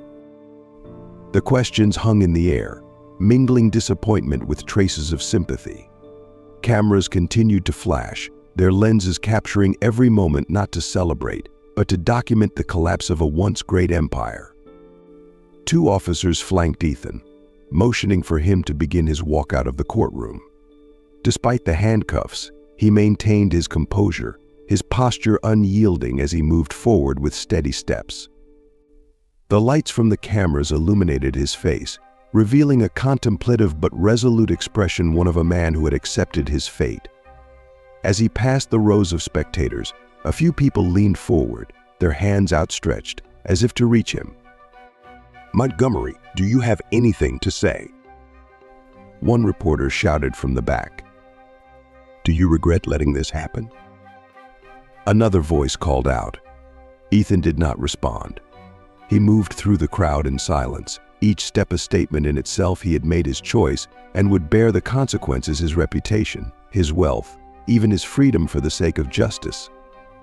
Clara stood motionless near the side of the courtroom, clutching her bag tightly, as if it were the only thing grounding her. The emptiness in the room mirrored the void in her chest, the loss wrapping around her like an oppressive shroud. When Ethan reached the door, he paused and turned his head, his gaze locking onto Clara's. In that fleeting moment, it was as though the world stilled. In his eyes, she saw gratitude, a silent thank you for believing in him, for helping him find the courage to do what was right. Mr. Montgomery, do you have a message for the public? Do you think you can ever rebuild your reputation after this scandal? Do you have any regrets? But there was also a glimmer of hope, faint yet unyielding. Hope that, even as he lost everything, the actions he had taken would lead to meaningful change. Clara nodded almost imperceptibly, her red-rimmed eyes speaking volumes she could not bring herself to say aloud. Words were unnecessary, they both understood. This was not an ending, it was a beginning. Ethan turned back and stepped through the doors, leaving behind the hum of whispers, the prying eyes, and the relentless flash of cameras. The doors closed with a muted thud, separating him from the world he had once commanded, a world that was no longer his. Outside, a swarm of reporters and onlookers awaited him, their faces a mix of curiosity and judgment. As Ethan emerged, flanked by the two officers, a cacophony of voices erupted. You made the right choice. Ethan paused briefly, his gaze sweeping over the crowd. He did not smile, nor did he answer. Yet his eyes remained steadfast, free of shame or remorse. Then, he turned and climbed into the waiting police car, the door shutting behind him with finality. Back inside the courtroom, Clara remained rooted to her spot. She couldn't move, couldn't bring herself to leave, as a tidal wave of emotion threatened to drown her. She knew Ethan had lost everything: his reputation, his freedom, and his place in society. But she also knew he had gained something far greater: redemption and a chance to make amends. You lost everything, but you held on to your soul, she whispered, her voice trembling as her gaze lingered on the doors through which he had exited. And in her heart, Clara silently hoped that Ethan's sacrifice would not be in vain, that one day, the scars he left behind would become the foundation upon which something better could be built. Time moved on, but the echoes of that day lingered in Clara's mind like an unending tide. She resumed her daily life, yet every time she saw Montgomery Insurance in the headlines or overheard someone mention Ethan's name, her heart clenched with an ache she couldn't shake. Morning light filtered softly through her window blinds, but Clara felt none of its warmth. She had grown accustomed to the grayness in her heart since Ethan's arrest. Each morning as she opened her eyes, she questioned whether her choices had truly been right, or if she had unwittingly played a role in destroying the life of a man she believed was better than his mistakes. As she bent down to sift through the mail piled by her door, a small, pale yellow envelope caught her attention, standing out among the usual bills and familiar documents. The handwriting on the front made her pause, a hand she recognized immediately. Her fingers trembled as she picked it up, her eyes catching the small inscription in the corner. Ethan Montgomery. Clara inhaled deeply, then carefully opened the envelope. Inside was a handwritten letter, the lines precise and measured, yet infused with a quiet depth of emotion in every stroke. She laid the letter on the table and sank into a chair, her hands still unsteady as she picked it up. Her eyes began to trace the words, Ethan's deep, steady voice seemingly echoing from the page. Clara, I don't know if you're ready to receive this letter, but I hope it finds you on a day when the weight of everything feels a little lighter. I'm writing to you from a place I know I'll be staying for a long time, a place that's given me plenty of time to reflect on all that's happened. Clara swallowed hard, her chest tightening as memories of the trial came rushing back. But she couldn't stop reading, drawn by the words as if they were pulling her into his world again. Clara, I want to thank you, not just for standing on the side of truth, but for helping me see the person I truly want to be. There were moments in my life when I thought I couldn't change anything, that my mistakes were irredeemable, but you showed me that it's never too late to make things right, as long as I have the courage to do so. A tear rolled down Clara's cheek, but she didn't wipe it away. Ethan always had a way of speaking that carried strength, even in the face of despair. I want you to know that I've sold all of my shares in Montgomery Insurance. The proceeds have been transferred to a special fund for the victims of the company's past practices, the families who lost their security, the people abandoned by a system I once thought was infallible. They deserve restitution that I couldn't give them before. Clara reread the lines, her heart swelling with a mixture of sadness and admiration. Ethan had given up everything, his reputation, his fortune, and even his future to bring justice to those he had unknowingly harmed. Clara, this doesn't change the past, but I hope it gives others a chance to rebuild their lives. And I hope it helps you see that what you did, choosing the truth over protecting me, was the right thing. You did what I didn't have the strength to do, and I will always be grateful to you for that. Clara pressed a hand to her chest, feeling the intensity of her heartbeat. She continued reading, her gaze falling to the final lines, words Ethan had written not just to her but to free himself as well. I have one last request for you, Clara. Don't let my mistakes become chains that hold you back. You've done enough. You've fought for what you believe in, and now it's time for you to live for yourself. Find happiness, Clara. Live for the future, not for the painful memories I've left behind. I don't know how long it will take for me to atone for my sins, but knowing that you are happy will make this journey worthwhile. Lastly, know that I will always be grateful to you for your courage and for believing in me even when I didn't deserve it. With all my gratitude, Clara set the letter down, her vision blurred by the tears she could no longer hold back. Ethan's words didn't just move her, they left her with a profound sense of respect for a man who had lost everything, yet still held on to his integrity and his resolve to make amends. Ethan had sacrificed it all, but he had retained what mattered most, his sense of honor and his determination to right his wrongs. Wiping her tears, Clara allowed a small, bittersweet smile to cross her face. She couldn't change what had happened, but she knew Ethan had left her with a lesson about redemption, bravery, and the enduring power of hope. She stood, her gaze lingering on the letter, but her heart feeling unexpectedly lighter. Ethan had given everything to make amends, and now she would honor his wish. She would live for the future and seek the happiness they both believed she deserved. The atmosphere tonight was different, charged with the vibrant glow of neon lights that illuminated the bustling streets of New York. Clara walked slowly along the sidewalk, her heels tapping a steady rhythm against the stone pavement. A light breeze carried the mixed sounds of the city car horns blaring, the laughter of passing crowds, and the faint strains of music drifting out from a nearby cafe. Her gaze lifted, pausing as she stopped in her tracks. Before her loomed a massive billboard, its glowing letters shining brightly against the night sky. Car insurance near me, because every journey deserves protection. Clara stood still, her eyes fixed on the words as if they were speaking directly to her. Every journey deserves protection, the phrase echoed in her mind, weaving itself into her thoughts. She closed her eyes briefly, taking a deep breath, allowing the weight of those words to settle into her. Her journey with Ethan had been marked by pain, loss, and sacrifice, but as she reflected on it now, she realized that even the stormiest paths deserved to be remembered, not for the wounds they inflicted, but for the lessons they imparted and the transformations they inspired.